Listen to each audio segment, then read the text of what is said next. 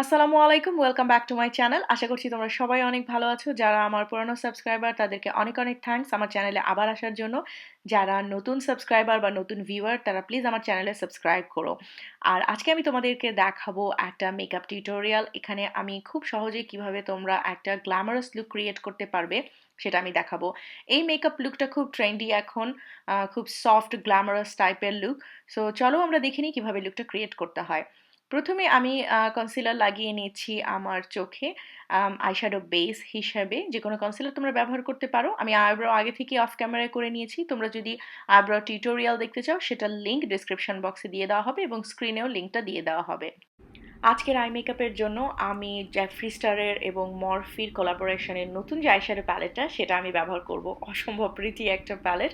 এখান থেকে প্রথমে এই বোন কালারের আইশ্যাডোটি আমি নিচ্ছি এবং এটা দিয়ে আমি আমার আইলিডকে প্রথমে সেট করে নিচ্ছি। এতে যেটা হবে, আমার পরবর্তী আইশ্যাডোগুলো খুব সুন্দরভাবে ব্লেন্ড হয়ে যাবে। এরপর আমি এই শিমারি কালারটা নিয়েছি এবং এটা আমি আমার ব্রাউ বনে লাগিয়ে নিচ্ছি আমার ব্রাউ বোন হাইলাইট করার জন্য। এরপর আমার ট্রানজিশন কালার হিসেবে আমি এই লাইট ব্রাউন কালারটা নিচ্ছি এবং এটা একটা ফ্লাফি ব্রাশের সাহায্যে আমি আমার ক্রিজে খুব সুন্দরভাবে ব্লেন্ড করে নিচ্ছি। এতে যেটা হবে, পরবর্তী যে আইশ্যাডোগুলো আমরা ইউজ করব সেটা খুব সুন্দর ব্লেন্ডেড একটা লুক দিবে। এরপর আমি এই রেডিশ ব্রাউন আইশ্যাডোটি নিব এবং এটাকে আবারও আমি আমার ক্রিজে অ্যাপ্লাই করব, বাট বাইরের দিকে আমি একটু বেশি অ্যাপ্লাই করব। এতে যেটা হবে, আমার ক্রিজটা আরও ইন্টেন্সিফাই হবে আর মেকআপটা দেখতে অনেক সুন্দর লাগবে। এরপর আমি এই ডার্ক ব্রাউন কালারটা নিয়ে আমার আউটার কর্নারে আমি ভি শেপে ব্লেন্ড করতে থাকবো। আমি একটা স্মল টেপার্ড ব্রাশ ইউজ করছি। একটা ফ্লাফি ব্রাশের সাহায্যে ভালোভাবে ব্লেন্ড করে নিচ্ছি যাতে কোনো রকম হার্শ লাইন না থাকে। এরপর আমি একই প্যালেটের ম্যাট ব্ল্যাক আইশ্যাডোটা নিচ্ছি এবং একটা অ্যাঙ্গেল ব্রাশের সাহায্যে আমি আমার ল্যাশ লাইনের যতটা কাছাকাছি পারা যায় আইলাইনারের মতো করে আইশ্যাডোটা লাগিয়ে নিচ্ছি এবং একই সাথে আমি ব্লেন্ডও কিন্তু করছি। সুন্দর একটা সফট স্মোকি লুক ক্রিয়েট হবে এটাতে এবং এটাতে গ্ল্যাম লুক দেওয়ার জন্য আমি এখন গ্লিটার ব্যবহার করব।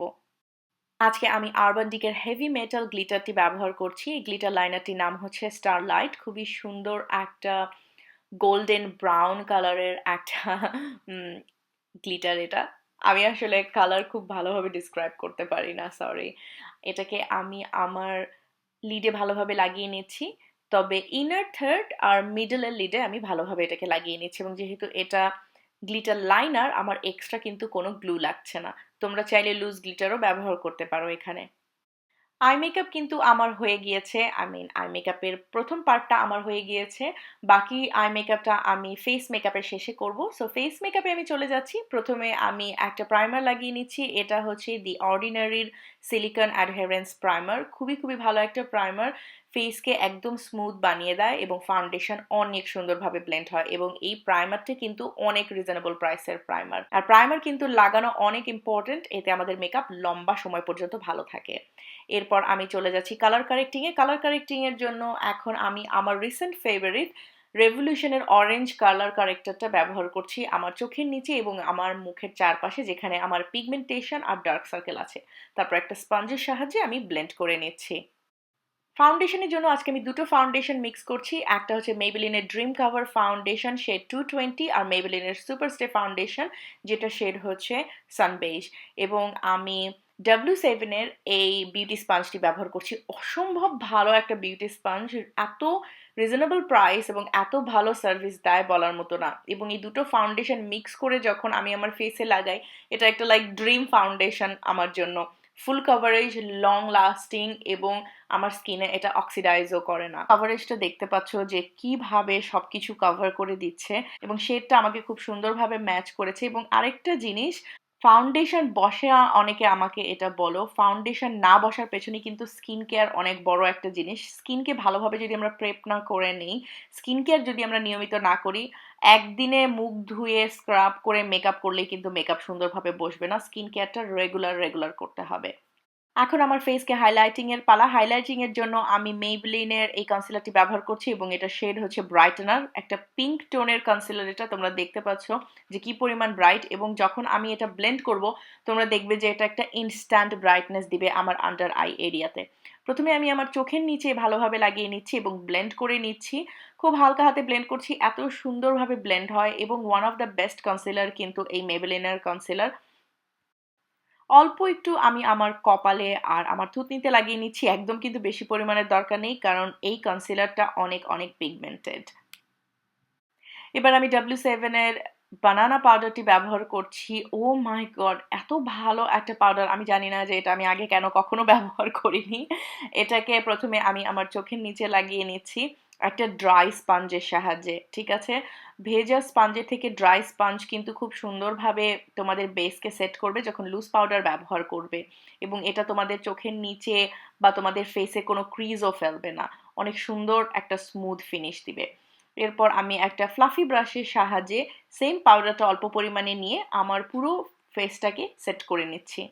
এবার কন্টুরিং এর পালা। কন্টুরিং এর জন্য আমি আমার রেগুলার NYX এর কন্টুর কিটের এই দুটো শেড ব্যবহার করছি, এবং আমি একটু হেভি কন্টুরিং করব কারণ এটা পার্টি মেকআপ, এবং পার্টি মেকআপে একটু হেভি কন্টুরিং না করলে ভিডিওতে বা ছবিতে কিন্তু ভালো আসে না, পুরো ফেসটাকে ফ্ল্যাট মনে হয়। তো আমি আমার মুখের দুপাশে, আমার কপালে এবং আমার জ লাইনে আমি কন্টুরিং করে নিচ্ছি। একটুখানি লুজ পাউডারের সাহায্যে আমি আমার কন্টুরিং এর নিচে লুজ পাউডার লাগিয়ে নিচ্ছি যাতে আমার কন্টুরিংটা দেখতে শার্প লাগে, এবং এরপরে আমি আমার নোজ কন্টুরিংটিও করে নিচ্ছি এবং নাকের দুপাশেও আমি একইভাবে লুজ পাউডার দিয়ে লাগিয়ে নিচ্ছি। এবার ব্লাশ লাগানোর পালা। আমি এই কোরাল কালারের ব্লাশ এবং এই পিঙ্ক কালারের ব্লাশ দুটোকে মিক্স করে নিয়ে লাগাচ্ছি একটা ছোট ব্লাশ ব্রাশের সাহায্যে। একটা ফেক হাসি দেবে এবং তারপরে ব্লাশ লাগাবে, দেখতে অনেক সুন্দর লাগবে, এবং ব্লাশটাকে ব্লেন্ড করে একটু পেছনের দিকে নিয়ে যাবে, মানে আমাদের কন্ট্রোল লাইনের ওপরের দিকে ব্লাশটাকে ব্লেন্ড করবে। এরপর হাইলাইটিং এর জন্য আমি মেকআপ রেভলিউশনের ডেয়ার টু ডিভালজ নামের এই হাইলাইটারটি অ্যাপ্লাই করছি আমার চিক বোনে। অসম্ভব প্রিটি এই হাইলাইটারটা, আমার এত পছন্দ কি বলবো। পুরো ফেসে ন্যাচারাল গ্লো আনার জন্য আমি সেম হাইলাইটারটি আমার আইব্রোর একটু ওপরের অংশে, আমার ঠোঁটের ওপরে এবং আমার থুতনিতেও আমি অ্যাপ্লাই করে নিচ্ছি, বাট খুব বেশি পরিমাণে না। আর একটা ছোট পেন্সিল ব্রাশের সাহায্যে আমি আমার নাকের ওপরেও সেম হাইলাইটারটি অ্যাপ্লাই করে নিচ্ছি। এরপর আমি এক্সট্রা লুজ পাউডারগুলো ঝেড়ে ফেলছি আমার ফেস থেকে একটা বড় ফেস ব্রাশের সাহায্যে। এরপর আমি আমার বেসকে সেট করে নিচ্ছি আরবান ডিকের সেটিং স্প্রের সাহায্যে। এটা one of the best setting spray, makeup long lasting রাখে। প্রথমে যে হাইলাইটারটি আমি লাগিয়েছিলাম সেই হাইলাইটারটি আমি আমার চোখের ইনার কর্নারে লাগিয়ে নিচ্ছি।